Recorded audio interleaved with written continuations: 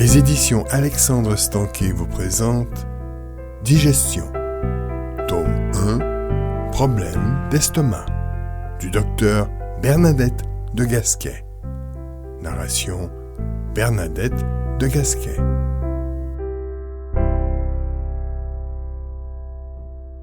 Bonjour, je suis le docteur Bernadette de Gasquet, professeur de yoga aussi. Peut-être avez-vous déjà travaillé avec certains de mes livres, papier ou audio.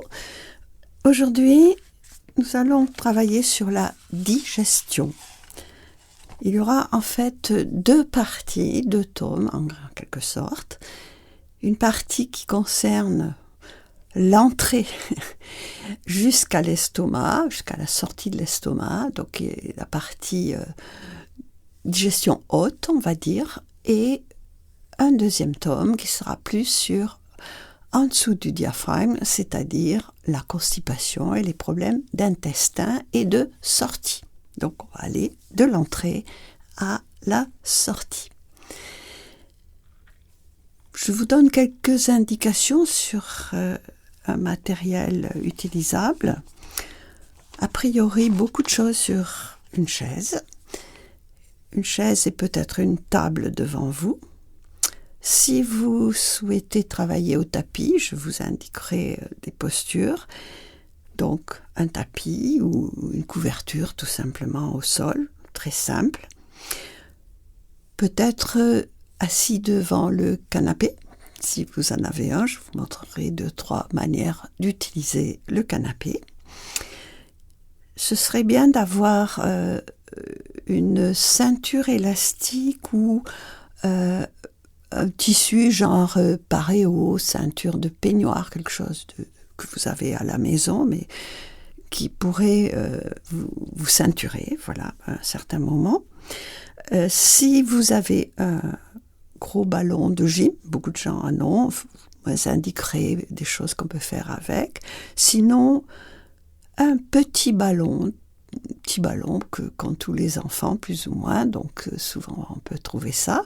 Si vraiment vous n'avez pas ça, on pourra peut-être utiliser un gros rouleau de papier, type essuie-main, gros, pour que ça roule, ou au pire, une bouteille d'1,5 litre, si elle a un petit creux au milieu dans sa forme, c'est encore mieux. Ça ressemblerait à un ballon qu'on appelle cacahuète avec les deux bosses, avec la coque de la cacahuète. Et si vous avez ce ballon, tout ce qui est ballon, ça veut dire mobilité, donc on pourra s'en servir. Et si vous avez le ballon qui s'appelle galette, c'est comme un ballon plat, pas tout à fait plat, qu'on met sur une chaise ou par terre et qui permet d'améliorer la posture. Donc la galette la plus efficace, elle est un petit peu asymétrique, plus haute d'un côté que de l'autre. Cette galette, les cacahuètes, les ceintures élastiques, se trouvent tous ces objets regroupés dans le site physiomat.com. Donc peut-être vous pouvez juste regarder à quoi ça ressemble et voir si vous avez des distributeurs près de chez vous ou par Internet. Voilà. Donc, dans la médecine du temps d'Avicenne, c'est-à-dire les débuts de la médecine officielle faite par des médecins, on prêtait vraiment attention à tout ce qui rentrait et tout ce qui sortait. C'est-à-dire beaucoup de choses sur la couleur et l'aspect de l'urine. On regardait bien les urines, troubles, foncés, concentrés, etc. Les sels, très important chez Avicenne,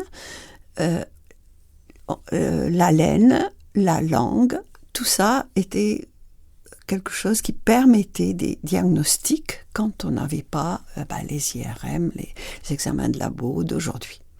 Et c'est de cette période d'observation, de palpation, de travail vraiment clinique, c'est de cette période que date la fameuse expression « Comment allez-vous » À l'époque, c'était l'expression complète « Comment allez-vous à la selle ?»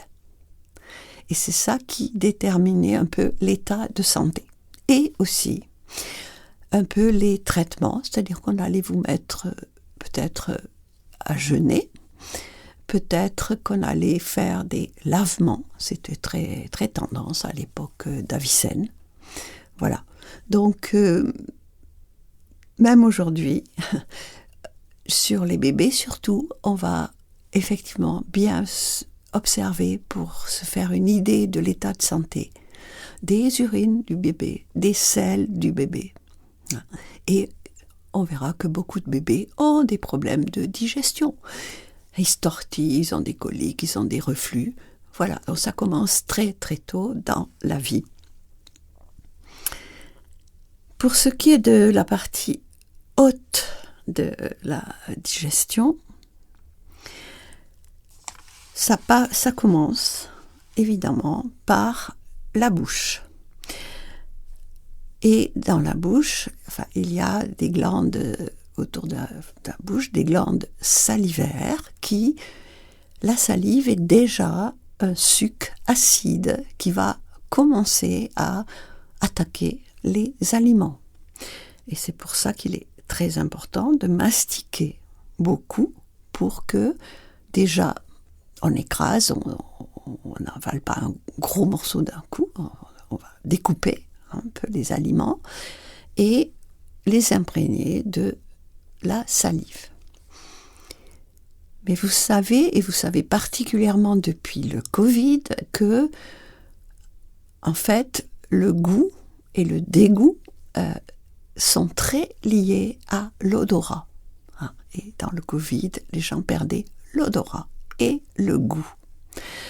Et donc souvent, il y a des mets qui sont très appétissants parce qu'ils sentent bon. L'odeur de cuisine donne faim. Mais d'autres sont répulsifs. Il y a des odeurs qu'on ne supporte pas. Et surtout, pendant la grossesse, il y a beaucoup de changements dans ce qu'on a envie de manger et ce qui tout d'un coup, qu'on mangeait tout le temps, on est dégoûté. Il y a des envies, il y a des dégoûts. Donc, il faut bien se rendre compte quand même que manger, la nourriture, c'est un des grands plaisirs de la vie, de toute la vie. Et très souvent, en fin de vie, les gens n'ont plus le goût de manger, ne s'alimentent plus. Là, ça veut dire vraiment que on n'a plus tout à fait envie ou des raisons de vivre. Donc, tant que vous avez faim, profitons-en. Voilà, je vais vous décrire un tout petit peu cette partie haute de la digestion. Donc, d'abord la bouche avec les dents. Et c'est important d'avoir de bonnes dents. Le bébé, au début, n'a pas de dents et il ne mange que du liquide. Petit à petit, on va introduire le solide. Il va avoir des dents de lait et puis après des dents définitives. Et si vous avez des enfants qui ont des problèmes avec les dents, l'articulé dentaire, il se peut qu'ils aient vraiment du mal à mâcher les aliments. Ça prenne un temps. Nous espérons que vous avez apprécié cet aperçu. Pour continuer à écouter ce livre audio sur Google Play Livres, utilisez le lien dans la description de la vidéo.